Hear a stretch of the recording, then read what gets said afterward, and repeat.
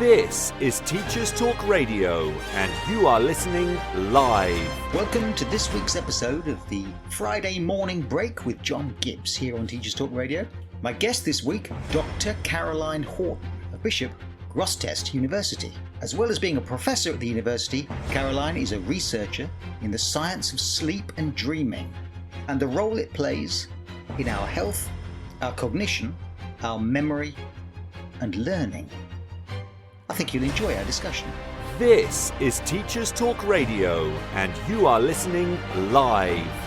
Tune in live at ttradio.org, or to join in the conversation, download the Podbean app and search Teachers Talk Radio. Follow the hashtag TTRadio. Tune in, talk it out with Teachers Talk Radio.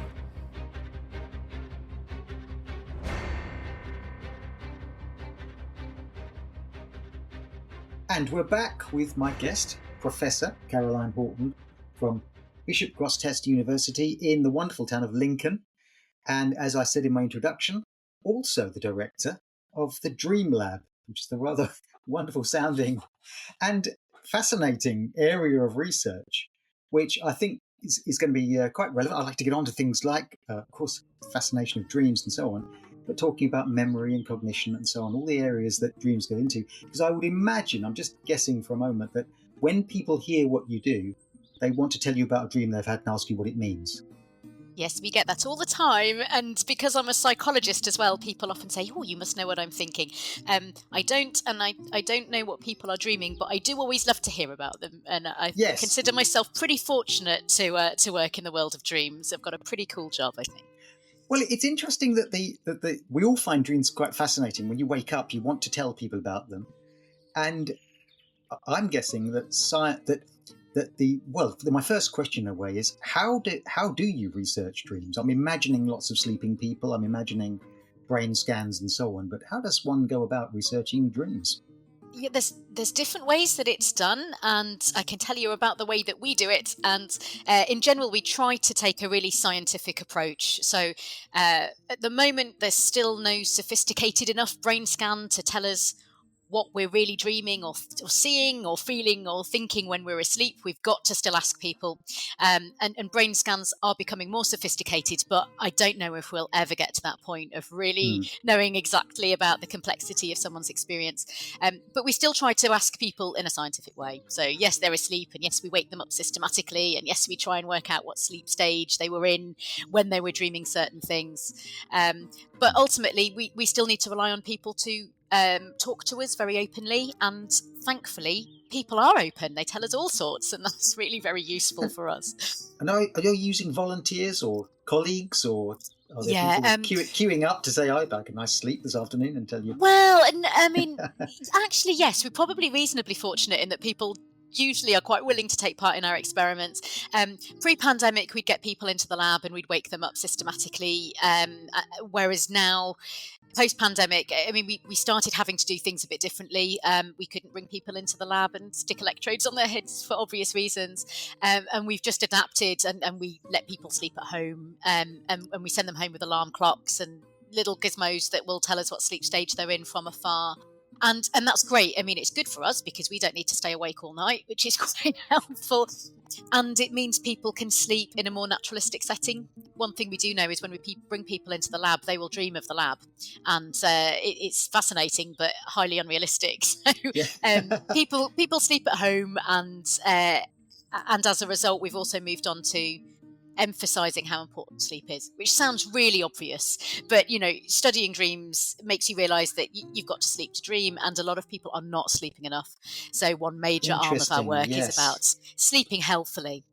Well, I don't know when I first heard the term, which I think is a real term, sleep hygiene, which they didn't mean like cleaning your sheets or something. It meant something like sleeping properly, sleeping long enough, in a darkened room and all this sort of thing, and routine before you go to sleep. Would I be right in saying that we've taken sleep for granted in a way, that for generations? It was just resting, and now we're beginning to realise it's a lot more than that. Yeah, I think that's a great summary for both of those reasons. One, because sleep is more than just switching off, or some people say we're unconscious. We're not. We're really active. But also, I think we've taken it for granted because we live in a world of 24/7 connectivity and access to information, and we're overwhelmed and bombarded with information and demands, and we're working remotely. And, there are so many pulls on our time and resources that something's got to give, and sleep is giving, and we're paying the price for it. So I think your summary is exactly right. We've got to work really hard to prioritize sleep now. Sleep hygiene, it's a term we don't use actually, but because it has kind of clinical clean sheets connotations, and it Yes, emerged yes. from a clinical background, and we just want to talk about healthy sleep, because we can all improve our sleep. I don't mean to get preachy, but everyone can. And we see these shocking statistics about how 1 in 3 people have got insomnia. And is it a disorder or is it just a bad habit? It doesn't matter. We just want to try and help people to sleep better and feel better as a result. Yes, and of course, very relevant. I don't know if it's come up in your research, how sleep patterns change during our lifespan. I mean, I think I know that older people sleep less and younger people want to sleep more and so on. I remember years ago, a student, for some reason, he was trying to show me something on the internet. He said, "Oh, this is a game I play," and it showed the last time he'd logged on, which was something like 3 a.m. that morning. So that, you were playing this game at 3 this morning. Yeah. Yes, I was. Yeah, and I think that harks back to that point about how we've got so many demands on our time that if we have a slightly disrupted sleep schedule, technology can really exacerbate that. So, if you wake up at 3 a.m, as adults often do, what you don't want to be doing is rolling over and checking your phone. And yet many people do. So, yeah, how does sleep change over the lifespan then? You're right, it really does. And not just in terms of the amount of time we sleep, which generally declines steadily after childhood. It doesn't change that much in older adults relative to younger adults. Lots of people say, "Oh, you don't need as much sleep when you're older." You do still need to sleep and sleep healthily, but we do see some shifts in the proportion of different sleep stages over the lifespan. So infants really prioritize their rapid eye movement sleep, and adults tend to have rapid eye movement sleep later in their sleep, night of sleep, and they have it for about a quarter of their sleep. The other main change is teenagers. They have this circadian shift, and it's often kind of associated with laziness, teenagers being teenagers and not wanting to get out of bed. But it's a true physiological shift that is really hard for them and lasts until they're about 21. We see it in our university students in their final year of study. They go back to a kind of normal, healthy adult and ready to work at 9 a.m. kind of routine. Prior to that, they really struggle with an early morning lecture. That's not anything to do with laziness. That's because very naturally they want to sleep later and they want to get up later. Interesting. So the circadian shift, or that adolescents sleep longer. I know schools have experimented with students starting later, and it's been quite successful. Yeah. But we persist with the idea, effectively, that get to schools, students start about 8 o'clock in the morning, 9 o'clock in the morning. And that's what we do, and that's that's how it fits in with the working week and with parents and so on.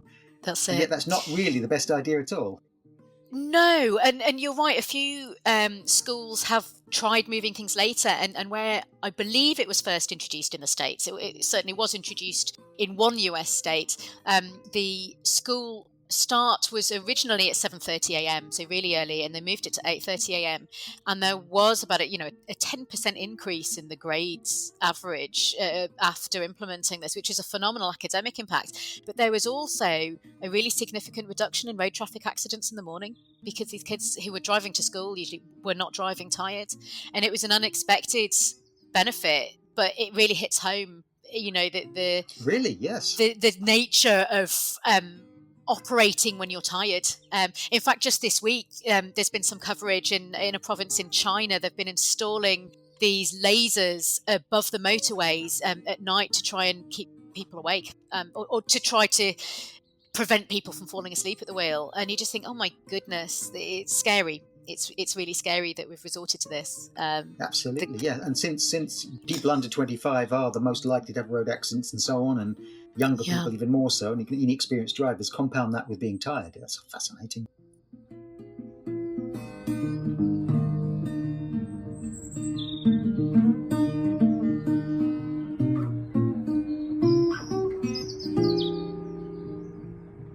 Are you looking for lesson planning materials to kickstart the new term? We've got you covered. The Day is a global online resource that turns the news into lessons. We're offering listeners a free resource on Andrew Tate that you can find on thedaynews.co/Tate. Inspire personal development and critical thinking for your students by downloading the Tate Debate today and feel more confident addressing sensitive topics with your class. Visit thedaynews.co/Tate to find out more.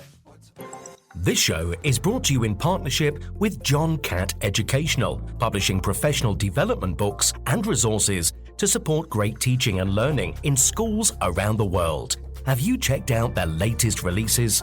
Use the code JCTTR2324 for 20% off your order. Don't miss out. Visit johncattbookshop.com to explore their full range of titles and advance your own professional development today. Happy reading.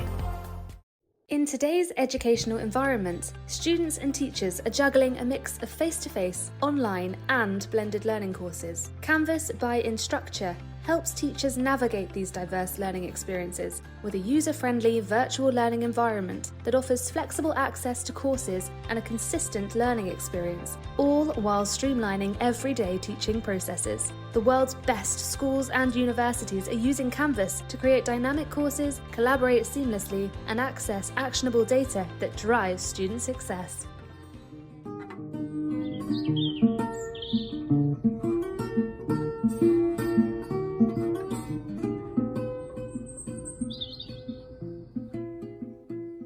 You're listening to the Friday Morning Break with John Gibbs. My guest this week, Dr. Caroline Horton of Bishop Grosseteste University in Lincoln.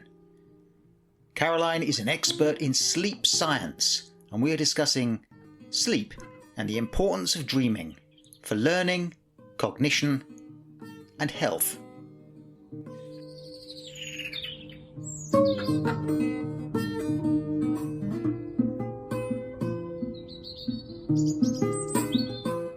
So, one of the things that, looking at some of the things you've written and some of the research I've read of yours, I would have said a couple of years ago, you don't dream. You dream. You can tell when people are dreaming because their eyes are flicking around. It's called rapid eye movement. I sort of knew that. But that's actually, we dream throughout the night, but we dream differently. That's right. That's exactly right. I didn't know. Yeah, and it still frustrates me that in some core kind of biology textbooks we see this association between dreaming and rapid eye movement sleep. But dreaming is more than rapid eye movement sleep, and likewise you can be awoken from rapid eye movement sleep and not recall a dream. So the two co-occur but not exclusively. So I tend to think of dreams as anything that you can remember from your thoughts when you were asleep. And if we take that kind of nice broad definition, we can wake people up across the night and just say, what were you thinking before I woke you up? And sometimes we get these very typical dreamlike bizarre narratives and stories and tales of all sorts going on, often highly emotional. Sometimes we just get briefer things that are just sensations or feelings. I felt like I was in a white room and there was a presence with me. And, to me, that's still telling us something about the nature of our mental state when we're asleep. There's always something in our heads, even if it feels like there isn't, which reinforces the idea you made earlier that, sleep is active. We're not switching off. Our brains are certainly processing memories, processing emotions, sorting through the things that are important to us. And when someone's recounting a dream to you, you used the term there a moment ago, typical dream. So someone says, well, I was walking to work and I realised I wasn't wearing my trousers or something. That's that sort of anxiety sort of thing. Do you categorise them and say, well, there's a sort of scale of ways in which I can understand dreams in more narrative dreams of ordinary life, and then really extraordinary sorts of dreams. I don't know where that came from. That's a great question. There are different ways that we can scale them, but I think there's many different dimensions that we can use. One broad thing that we're interested in is something called continuity. And continuity refers to how like your waking life your dream is. But even then, dreams are often made up of lots of individual features that are continuous with our waking life, but the whole of the dream isn't. So it would be quite ordinary. I often give this example, but we may dream of being in the school that we went to when we were 10, 11 years old. We were talking to someone that we watched on Netflix last night, and yet we were wearing the clothes that we wore yesterday. So each of those individual elements are continuous, and yet put them all together and it's highly bizarre, or it's highly improbable that that's going to happen in waking life. So that's something that we're quite interested in. It's the way that our dreams are fragmented and then recombined, and it's that recombination that often yields the bizarreness, the bit that makes us go, gosh, that's a bit weird. What on earth did I dream of that person for? And yet, even though it may be odd that you dream of that person, you're still doing very normal everyday stuff. So it's just that combination that creates bizarreness. Yes, that fascinating thing where you say, well, I was dreaming last night of my parents who have been dead all these years. And yet there they were speaking to me, and they're in the garden in our house now, which they never visited, and so on. So when you hear a thing like that, you say, well, I that's a feature of dreams, that curious combination of the past and present. How do you then say, well, let's hypothesize about what's going on here? What's the purpose of what is my brain doing, and why? Yeah. I suppose that's the big question in a sense, isn't it? Why are we doing this at night? What's our brain doing? Yeah, I don't know the answer to that yet, but I don't think there's one answer. People often think there's one function of dreaming. Well, it could be that there are many. We spend a substantive proportion of our lives asleep, and of that dreaming, presumably. So I don't think we would be investing energy in it if it didn't have a function and a use. Having said that, we don't remember many of our dreams, so maybe we don't need to remember them. We just need to create the right conditions through sleeping healthily to let our minds go and wander and experience these alternative scenarios as the brain's sorting through the memories. One way that we look at it, or that I look at it in the lab, is by breaking down these sleep components into the bits we can make sense of and the bits that we can't. As I said, these continuous features, and I would age rate each of them. And we can see some patterns. We can see things like the setting, the place where we are in our dreams often comes from longer ago in our memories than the things that we're doing. And the emotional tone is usually very current. So we start building up this pattern that's somewhat predictable, and we can use those patterns then to yield further hypotheses. And in all cases, I think dreams are our memories. And you mentioned dreaming of your parents who may have passed away. Well, they're in your memory. And our dream life is not our waking life, and it's not the real world. That doesn't mean it's not a manifestation of what we're thinking of or what we're processing and what is important to us.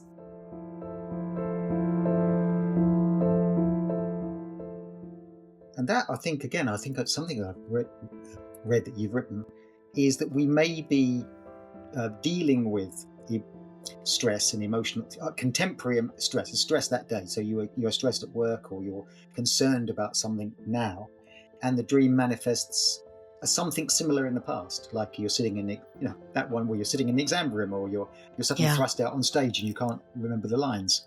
Yes. And that really isn't about that. That was a thing that may have occurred, or was some construction of what occurred in the past. But it's really about what's happening right now. Yeah, so yeah. That's one we think so.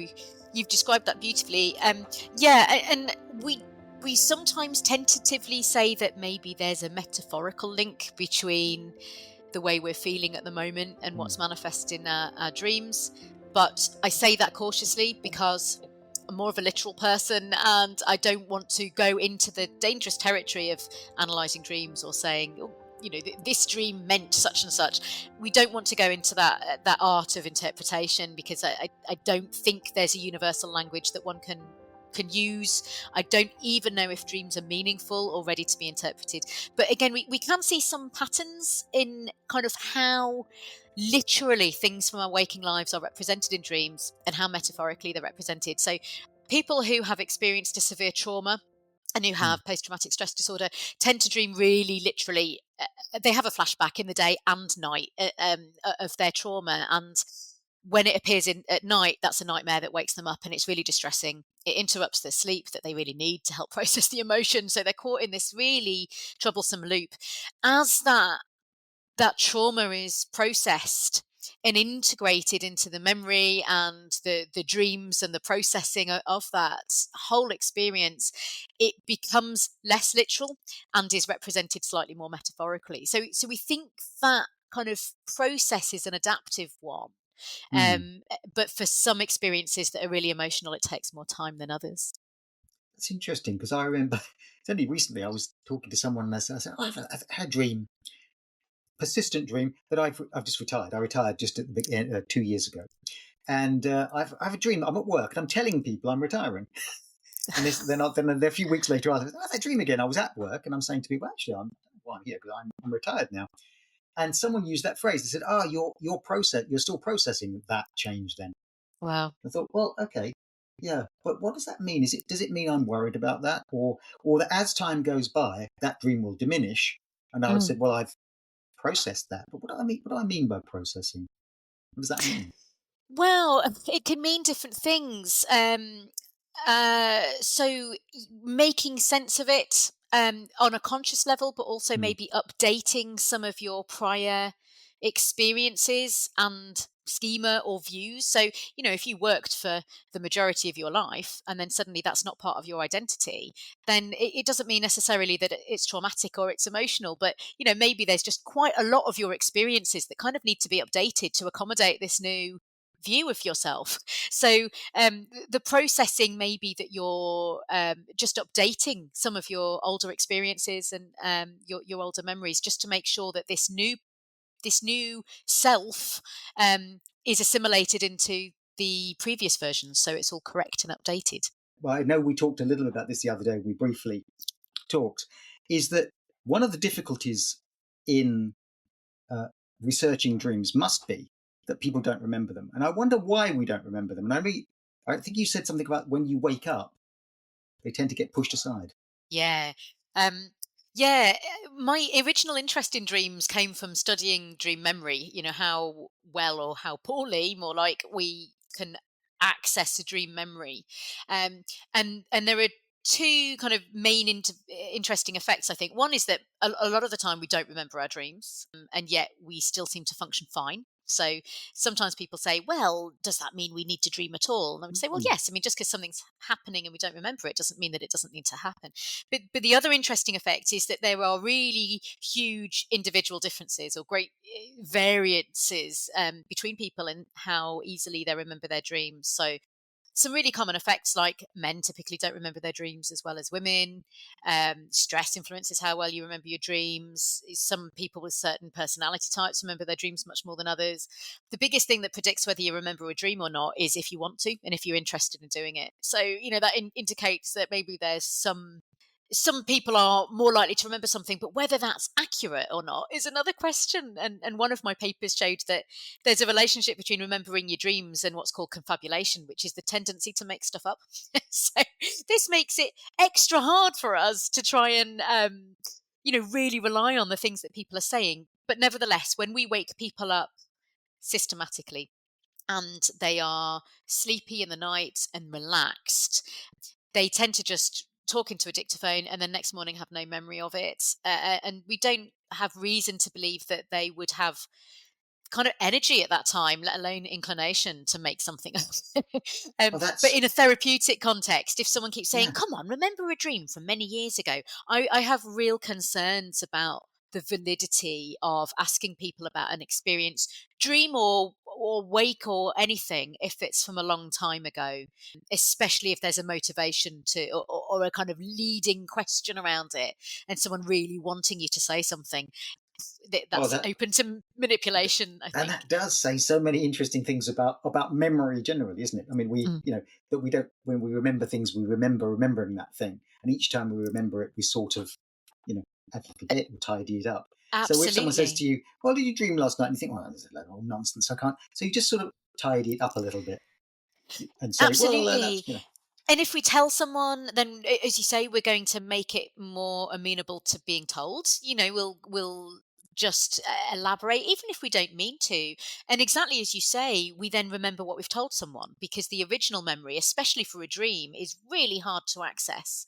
And there's this issue of, when you're in a sleepy state, that's a very different context to remembering something in a highly alert, focused, wakeful state.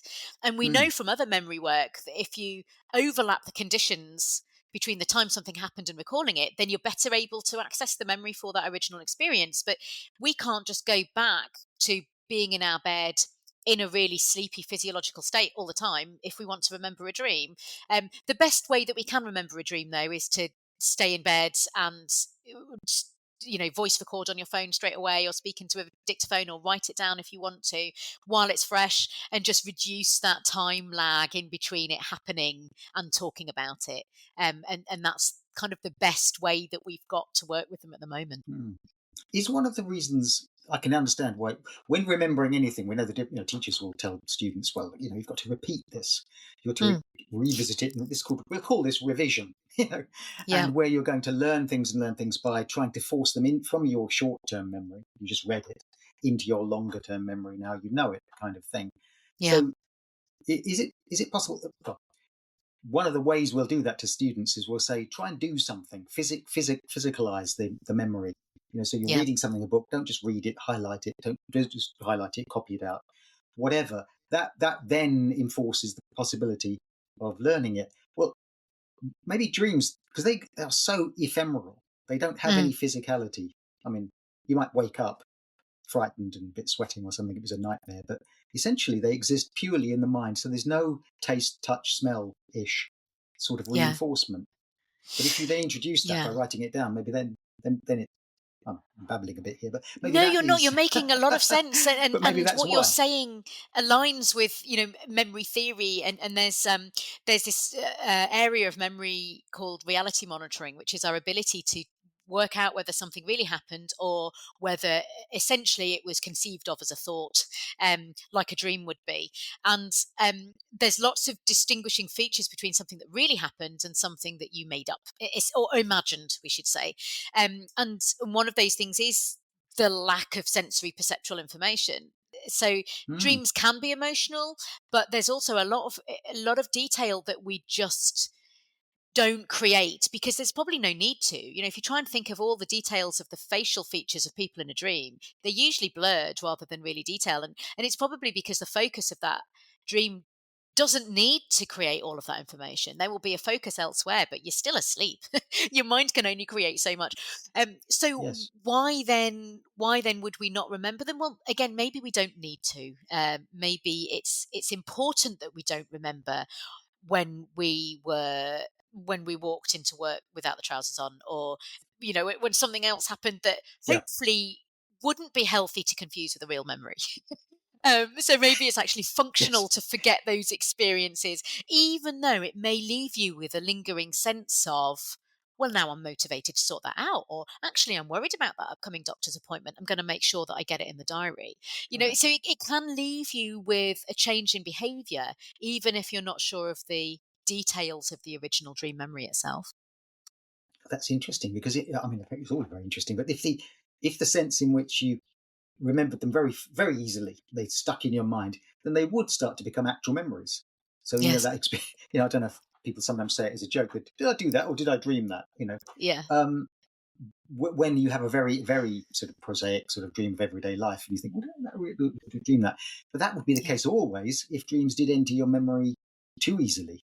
They might Yeah. become confused with reality. And Exactly. And in waking life, when we get confused about things, there are some things that we think, did I do that or did I imagine it? yes, Those yes, things tend to be things that are things we do regularly and things that may be important to survival. So, did I turn the cooker off? Did I lock the door? There's another one actually less important to survival, but did I put my deodorant on today? So these are yeah, things that people do every day, and so they have yes. repeated kind of schema memories for them, rather than something unique. Our dreams are different because they probably are unique, but we don't have all of that rich detail that make them really highly distinguishable from something else, and that's just because we don't remember so much of them. But again, I'm not worried about that. I think that's a feature that's worthy of study, rather than necessarily Hmm. saying we must remember them more. Let's look at the incidence of forgetting and why, and assume that there's something useful in that. Useful in forgetting. So Mm. So, yes, Yeah. because there's a very rare condition I remember hearing about once, of people who remember almost too much. They recall every moment of their conscious life, and this is not at all good. In fact, Yeah. forget. And one of the purposes of sleep, I've heard, this may not be true, is to essentially regulate your memories. So those things can be put into long-term storage. Those things can Yeah. be reinforced or mulled over. So we're regulating memory as we sleep, Yeah. and giving us that experience where you go to sleep having had an argument with someone, and you wake up in the morning, can't think what the argument was about, and you say, "Oh, I'm so sorry. Yes. Why were we so annoyed about that?" Yeah. It's as if you've Absolutely. not only processed it, but you've also stored it away. It Yeah. doesn't seem at all so keen as a thing. Yeah, absolutely. And you've referenced two related functions of sleep. One is memory consolidation. So that has kind of two parts in itself. That's the retention of salient features of something that we need to remember. And it's also about sorting out the stuff that we don't need to remember.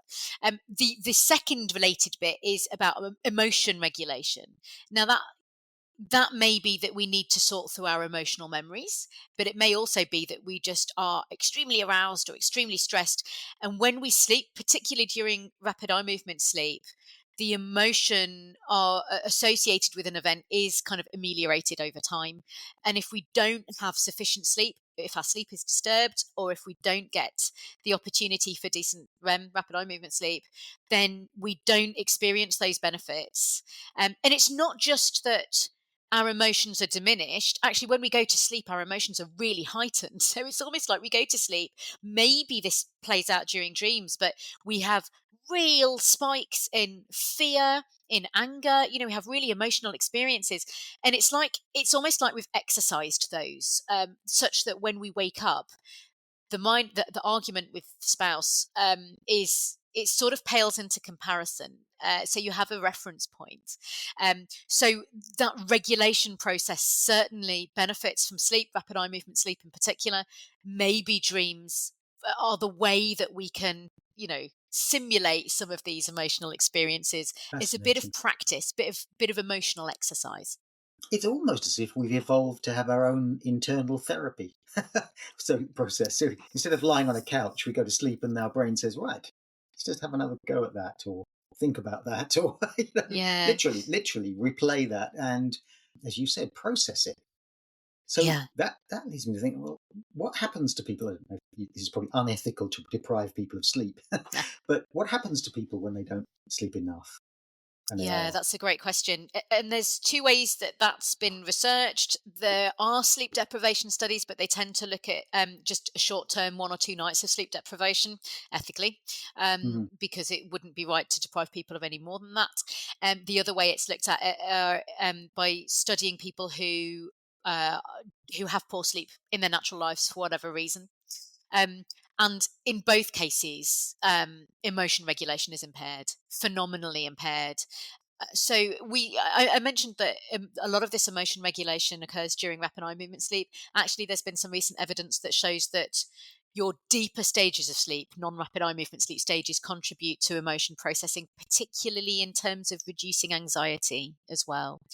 To Mm. be honest, I'm not a big fan of separating sleep into these discrete stages. We know that the Okay. brain transfers through different stages in a predictable fashion as we are asleep across the night, but we need all of these different stages. We need the benefits from all of them. So Mm. if we just say, yeah, REM is really good for our emotion processing, then people might think, okay, if I was really selective, then I don't need the deep sleep tonight, and I can just somehow go to sleep a bit later and have more REM. That's not the case. We are basic beasts in many respects who still need this downtime. We do, and if we don't have it, we get physically ill as well as emotionally ill. And when sleep is impaired um, chronically, then severe mental illness ensues. Severe mental Mm. illness in every way, and almost any mental illness that you can think of, whether it's an emotional disorder like depression or anxiety, or whether it's something like psychosis or schizophrenia, all of them are associated with disturbed sleep. So Interesting. Yeah.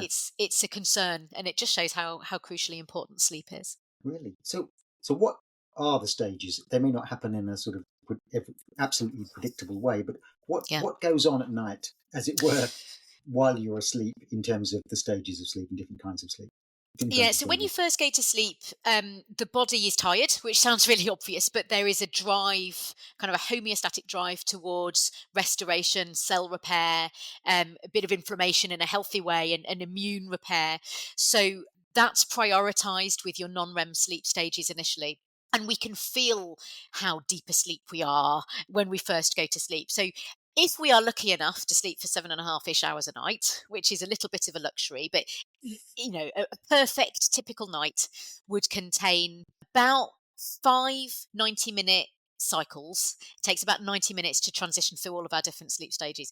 And the first 3-ish of those cycles, 2 to 3, will feature more of those deeper stages of sleep than the lighter stages of sleep. So when we go to sleep, we quickly transition through N1, which is really just when we're falling asleep, to N2. The N means non-rapid eye movement, non-REM, which is characterized by a certain kind of profile of brain activity. And then we go into N3, which is just that deep stage. So if you were to sleep in N3 and I tried to wake you up, you would not be happy with me. That's the stage where we want to get back to sleep. Our body needs that for essential repair and to overcome the feelings of fatigue. After that, we kind of transition up through the stages again, and we have a little bit of REM. Then we go into the next 90-minute cycle. As we transition through these cycles across the night, we have more REM towards the end and less of the deep sleep, such that our latter 2-ish cycles, 90-minute cycles, may have very little, if any, N3, which is the deepest stage, and much more REM.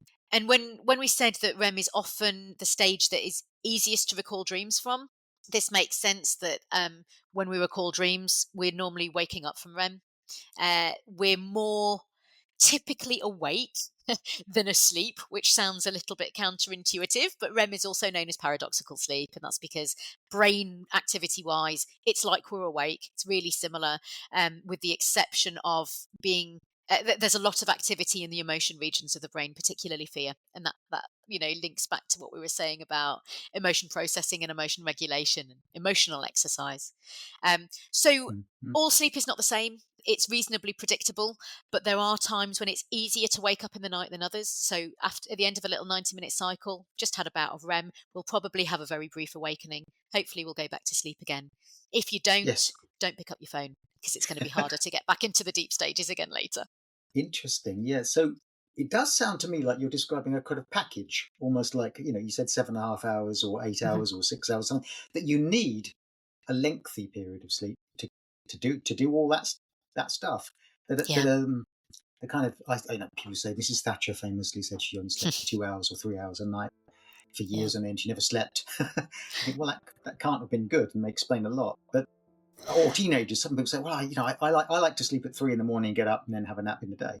Well, Yeah. that doesn't sound, from what you're saying, it's a very good idea. No, you're absolutely right. It's not ideal, and there's some evidence, slightly dubious evidence, that some cultures historically have slept with these kind of biphasic sleep patterns. They kind of had the first 4 hours, which prioritized the deep sleep in one phase, and then the REM heavy period later. It doesn't seem to work. In the majority of cases, humans tend to sleep at night because it's safe to take yourself away maybe when it's dark, and our bodies, every single cell in our bodies is geared towards this circadian rhythm of shying away at night in the dark and needing to be alert in response to sunlight in the morning. Electricity's messed with that. Electric light has really created havoc in terms of that circadian system. But yes, thinking of sleep as a package is a really healthy way of doing it, and not being too strategic about it. Our bodies know what the body needs, and if you're tired, go to sleep. However, if you're tired because you only slept for 2 hours last night, if you catch up with a really long nap in the middle of the day, you're not going to want to go to sleep again the next night.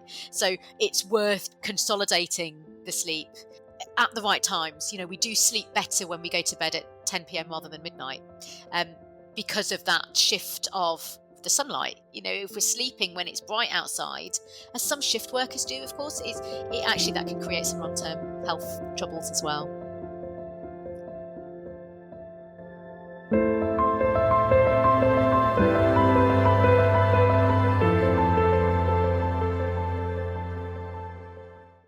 Are you looking for lesson planning materials to kickstart the new term? We've got you covered. The Day is a global online resource that turns the news into lessons. We're offering listeners a free resource on Andrew Tate that you can find on thedaynews.co/Tate. Inspire personal development and critical thinking for your students by downloading the Tate Debate today and feel more confident addressing sensitive topics with your class. Visit thedaynews.co/Tate to find out more. This show is brought to you in partnership with John Catt Educational, publishing professional development books and resources to support great teaching and learning in schools around the world. Have you checked out their latest releases?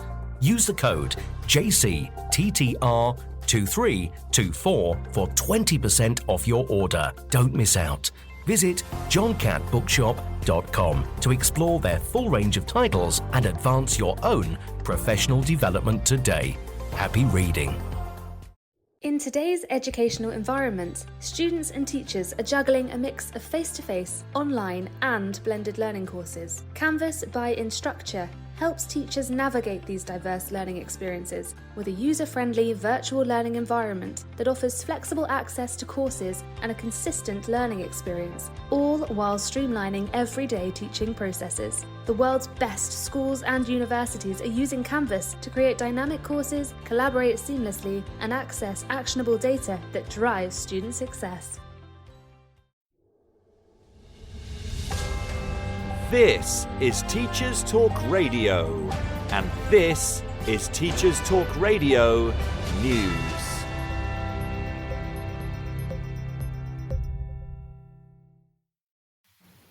We have previously reported on the issue of student accommodation, focusing on rising costs and declining quality of places to rent.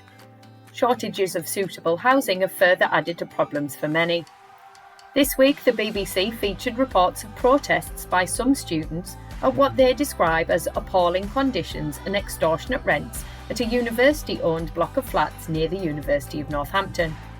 According to the report, residents paid £153 a week for a single ensuite room, but there were complaints of a lack of running water. A university spokesman said it had no record of complaints. However, a spokesperson for the student group said the complaints were repeated year after year. The university further said that the rent issue had been resolved as students had paid an additional charge caused by an admin error. This has now been refunded. An apology has also been issued. Staying with higher education, BBC Newsnight reports on the rise of anti-Semitism at UK universities. The Union of Jewish Students said the spike was nothing like anything seen before. The report comes at a time when experts have also warned of rising reports of Islamophobic incidents. Groups who monitor hate crimes in the UK say the conflict is now being played out on university campuses nationwide. The government has provided £43 million to protect interfaith communities and said perpetrators of hate crime would face the full force of the law. The Guardian featured a report that schools in England are using Airbnb-style strategies to raise funds. The article says many are renting out every available space from classrooms to canteens. Renting out spaces for community use is not new, but there has been an increase in the innovative use of spaces. One primary school says it has rented out its light-filled white corridor for photo shoots, whilst another offers a stationary double-decker bus used as a classroom to those who might want to make quirky films. Dedicated online platforms are helping schools make the most of their spaces beyond the obvious playing fields and main halls, with the founder of the Sharesy website saying they have even helped schools rent out their car parks for puppy training lessons. The line between education and commercialism is becoming increasingly blurred as school leaders attempt to close the funding gap, especially after government said it had miscalculated funding announced in July, slashing £370 million from the announced budget. Schools Week feature issues being faced by specialist settings in the North East, as the area, like many others, sees significant increases in the numbers of children and young people with additional needs. This is in addition to an already large backlog of those needing additional support. The piece by Chris Zaraga, Director of Schools North East, describes a system that, by the halfway point of the autumn term, is already at capacity. Specialist and alternative provisions are struggling to cope. While Zaraga accepts that this is a national problem, he points out that it is particularly bad in the North East, as in the 10-year period between 2012 and 2022, there was a 145.43% increase in the number of pupils with an EHCP being suspended from schools. He also argues that the solution cannot simply be more or larger specialist settings, but improve support for pupils within mainstream schools. Zaraga ends with a call for a strategic plan, more resources and expertise from across the sector to be listened to. In Northern Ireland schools, already dealing with action short of strike by teachers from 5 teaching unions due to issues over pay, could now face further disruption.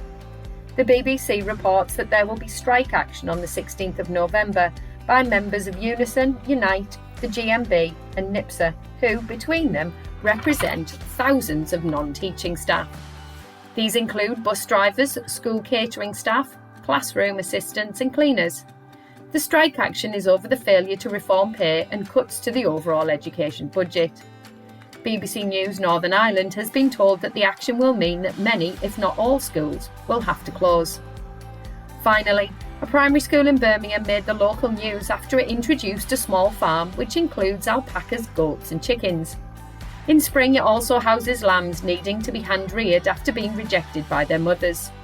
St Michael's C of E Primary School is in one of Birmingham's most deprived wards, but the farm was introduced to help encourage children and the wider community to engage more broadly. Nearby residents have also created an allotment which is used by the school and the community. Children take part in looking after the plants and animals, although scooping up the poop remains a weekly task for the school's head teacher. This has been your Teachers Talk Radio News with Joe Fox.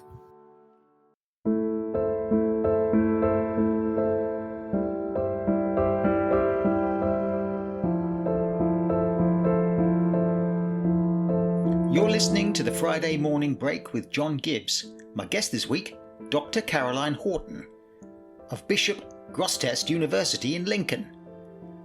Caroline is an expert in sleep science, and we are discussing sleep and the importance of dreaming for learning, cognition, and health.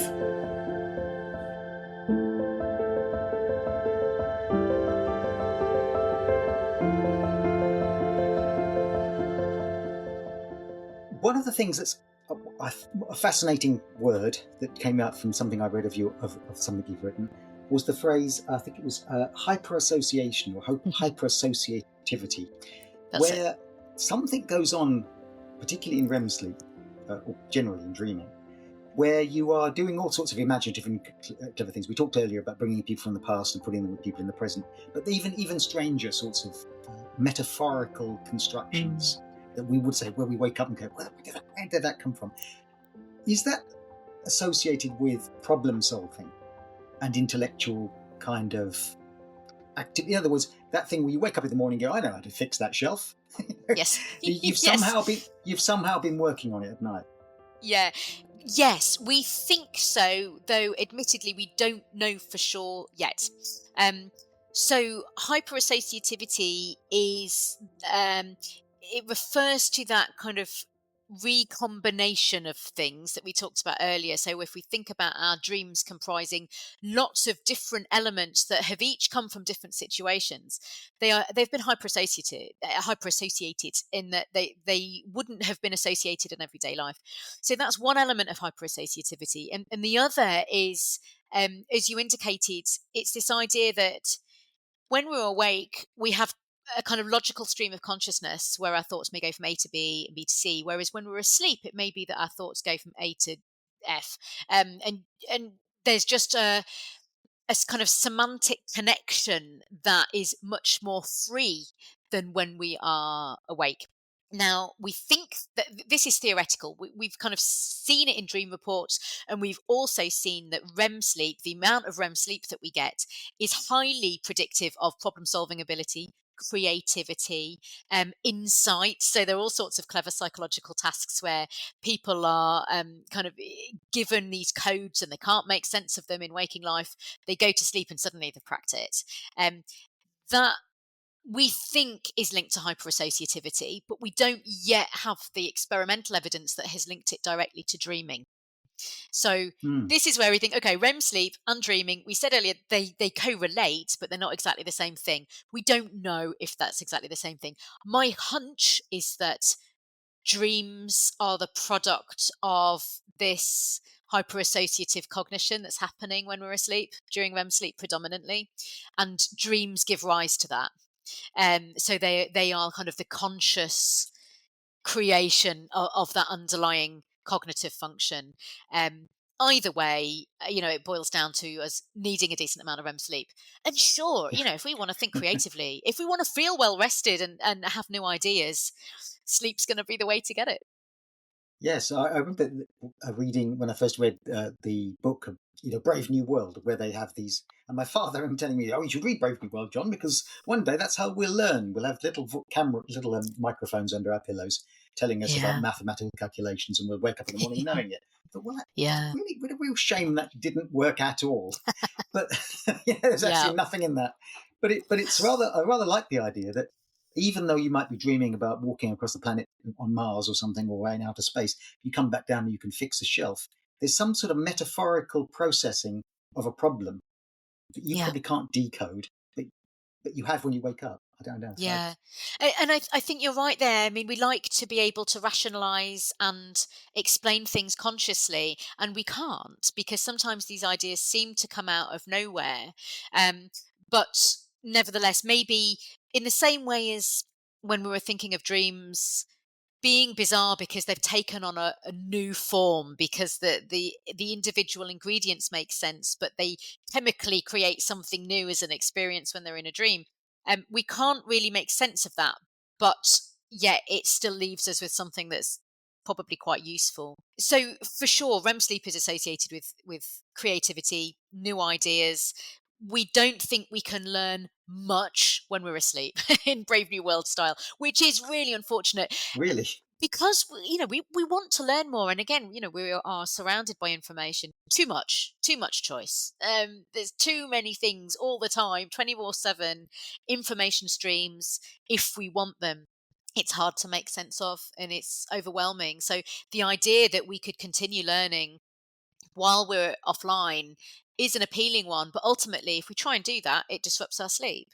And that's then preventing us from having those perfect natural conditions in which our brain will sort things out. Our brain's incredible. It will self-organize if we create the conditions to. And if we deprive our systems of those conditions, then, we end up not only tired, but we are emotionally over responsive. We respond to neutral stimuli as if it's threatening.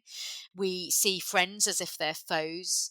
And then over a longer period of time, it can get really quite profound. And when we said earlier about, we need that mental exercise and that emotional exercise, if we deprive ourselves of that chronically, then we have those experiences that are hallucinatory when we are awake, and that is psychosis. So we absolutely have to have those experiences in the safe conditions. Otherwise, the health implications are quite serious. Have you come across, or does your research encompass things like the very odd or extreme forms of dreaming that you'll talk about, where they have repeated dreams of waking up and being awake and going to work, and then they wake up again, that sort of thing, or where they have a nightmare so awfully terrifying they're afraid to go to sleep? I mean, those kind of dreams that you really don't want to have. Yes, nightmarish dreams or repeated dreams and so on. Or dreams they feel they can control. I mean, I am dreaming, somehow I know I'm dreaming, and so on. Yeah.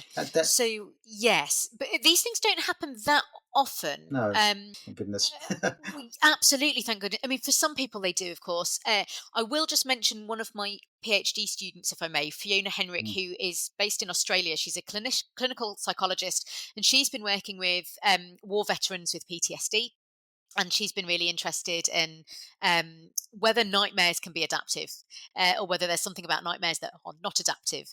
And essentially, when I was talking earlier about, the dreaming of something so traumatic that it's literal, that's when people are stuck in the processing loop and they're not able to sleep adequately to kind of break that Right. overwhelming process down. When they're able to sleep, they can break it down and they can kind of process it in a more fragmented way, and in a way that's a bit more healthy. It takes time. That's the only work that I've been involved in relation to nightmares. I tend to work just with what I would call normal dreams, if there was such a thing. Yes. But I think there is such a thing as normal dreams, because I've asked people before. I've had people approach me who say, I have recurrent dreams and I have the same dream all the time. And I say, okay, well, that's really unusual, because, normally we would only dream of something literally if it's really traumatic. Can you keep a diary for me? And they've kept a diary, and what they think of as a repeated dream is not a repeated dream. There may be one or two elements that appear in dreams a couple of times a month, but actually they become so memorable that they're kind of disproportionately represented. So I don't have much to do with that. The other thing I'll mention briefly, if I Mhm. may, is Of lucid course. dreaming. And you asked about the experiences where people may be controlling their dreams. And lucid dreaming is simply the experience of knowing that you're dreaming while you're dreaming. Mhm. Most of the time, we don't know that we're dreaming. We just accept what's happening as if it's sort of real, or we just don't question it, at least. People are fascinated by lucid dreams, Mm. and if you've ever had one, they're a really interesting and enjoyable and overwhelming sensation. However, some people have become so interested in trying to experience lucidity that, as usual, they're kind of disrupting their sleep in the process. They're trying so hard to get to All a state right. of lucidity that actually to be lucid is very akin to being awake, and that therefore they're preventing themselves from getting some of those deeper sleep stages that they really need. But I think the lure of it, that in part, is because it's just a cool sensation, but the other part is, hey, if I could control what I'm doing, again, I could be really efficient. I could learn something new when I'm asleep. I might not have time to Yes. revise when I'm awake, but if I can read this book, or if I can just shoot a few basketball hoops and then be better prepared for my big game tomorrow, that's a really efficient use of time. um, there is some limited evidence to show that you can train yourself to do something while lucid, but the amount of time it Mm. takes to train yourself to be lucid is quite inefficient if you just spent the time on the basketball court in the first place.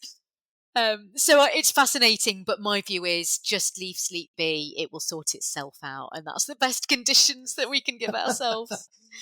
Yeah, I can absolutely get why people like the idea of lucid dreaming. I mean, whenever that sort of happened, and I think, is this a dream? I wake up.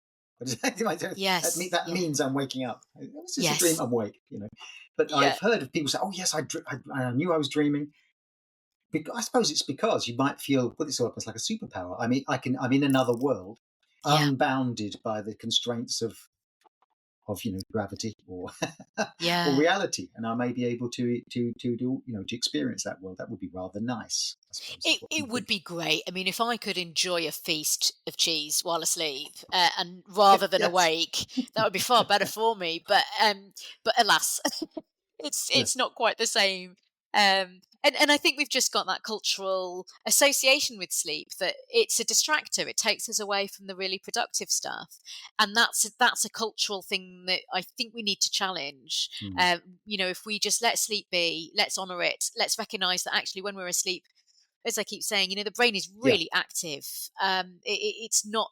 It's downtime in some respects, but it's just a refocusing of our mental energy. It's a focusing of our mental energy away from our immediate physical environment. But gosh, we know that we need that time away from that physical environment sometimes. yeah, Otherwise, we're stressed and we're overwhelmed. So sleep grants us all of that restoration and mental reprieve, and is wonderful. It should be the easiest job in the world to say, "Hey, let's get some more sleep," but absolutely. unfortunately, it's a hard fought campaign. And if that what we've talked about here, and it's that sleep has something to do with creativity, sleep has something to do with solving problems, and to some extent, but it certainly has something to do with dealing with memory and processing the experience of being human. Yes. Probably something yeah, I don't know. over the years, this may be possible, and something you especially wish you could do, is to go back and interview people who were living in Victorian age, or living in an age pre the overwhelming media intense world that we live in. We live in a world where dreams, it's highly likely that someone living in much before the 20th century never couldn't picture what the king looked like because they'd never seen the king. And now I can picture what it looks like. I've never been to New York, but I can walk the streets of New York in my imagination. There's steam coming out of the vents, there's yellow taxis passing by, because I've sort of seen that world in another pseudo dream, which is the world created by media. So I wonder if that's leaking into our dreams. I mean, must do, mustn't it? Really, in other words, we live in a highly stimulated environment. Yeah, that's a really good point. There was a study conducted 10, 15 years ago that looked at people who had lost their sight at different times, and people who broadly had lost their sight for 50% of their lives. 50% of their dreams were visual and the rest weren't. So again, there's a lot of common sense continuity about what we're dreaming of. There were also there was a study of people who grew up with black and white TV, and their dreams were largely in black and white, compared to people who grew up with colour TV and their dreams were colourful. So that kind of implies that the influence of the media is great. We now use virtual reality in some of our experiments. We get people to engage in virtual worlds that we can program, and because they are so immersive and sensory perceptual, we can sometimes influence dream content. People are more likely to dream of something from a virtual reality experience than something that we've just asked them to watch on TV. But yeah, either way, these experiences in the media are our worlds. And if we think again that dreams are made up of our memories feature these. So it logically follows that we're going to dream of whatever we're encountering, whether it's virtual or not. We don't often dream of typing or reading or writing, though. What we sometimes dream of is frustration associated with those things, but not actually the act of typing or reading or writing. They're probably quite cognitively demanding, and maybe when we're asleep, we just have resources directed elsewhere. It's not very useful necessarily to spend time on those things when we're asleep. So there are some patterns with cognition and technology. Let's see what the next 100 years brings. Yeah, absolutely. It'll be fascinating to interview older folk. We're coming to an end now, and just one last thought really is that if, going back to something I asked earlier, really, is that the differences in effects of sleep, as you get older and dreaming as you get older. Young people, young'uns, The youth. Terribly old when I say that, youth, they are altogether more exposed to things like virtual reality worlds and using their phones and looking at their phones before they go to sleep and so on. Is there any understanding that not only that might disrupt sleep, because don't look at your phone in the middle of the night and so on, but changes the way they perceive themselves, changes the way they dream, in effect? Does the world of TikTok and such and short-term highly visual stimulus enter into their dreaming? That's a great question, and one I can't answer. I don't know that. I suspect someone will be studying it somewhere. I don't know. I mean, I guess I would probably query whether it's just the youth that experience that. These kind of very short videos, TikTok-like and related content, they're just becoming the norm everywhere. And phone apps are designed to capture our attention and really reduce our attentional load. So we're all kind of engaging with so many things at the same time. I mean, if you look at 24-hour news channel now compared to 5 years ago, there's so many things that, subtitles at the bottom, there'll be another rolling headline thing, there'll be a score of a sport thing in the corner. There's multiple channels of information simultaneously, and it's too much, and so we tend to focus just on very small things for short amount of time.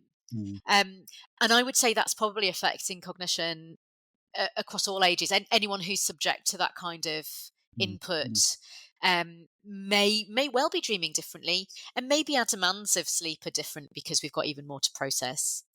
Whether we're processing more than we used to, I don't know if we can ever actually objectively measure that, but That's true. but my simple solution is always the same, and that is sleep on it, because it and will that, I help. suppose, is something we can never know, whether someone in medieval England slept the sleep of calm and relaxed, knowing that they were in their village and God was in his heaven and all was well. And here we open the television up and see that all the horrors of the world falling out into our minds, particularly now. So, well, thank you so much for that. That was a fascinating discussion, and so much more to understand about an area, where we spend a third of our lives.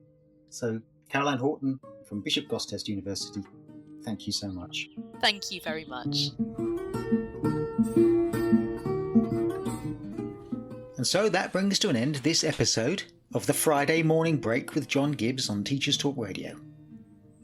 My guest this week, once again, was Dr. Caroline Horton from Bishop Gostest University in Lincoln. If you wish to find out more about her work and her research into sleep and dreaming, you can find it on the Bishop Gostest website, or listen to her podcast, The Sleep Science Pod, which you can find on all the platforms where you can also find this podcast. Thank you so much for listening.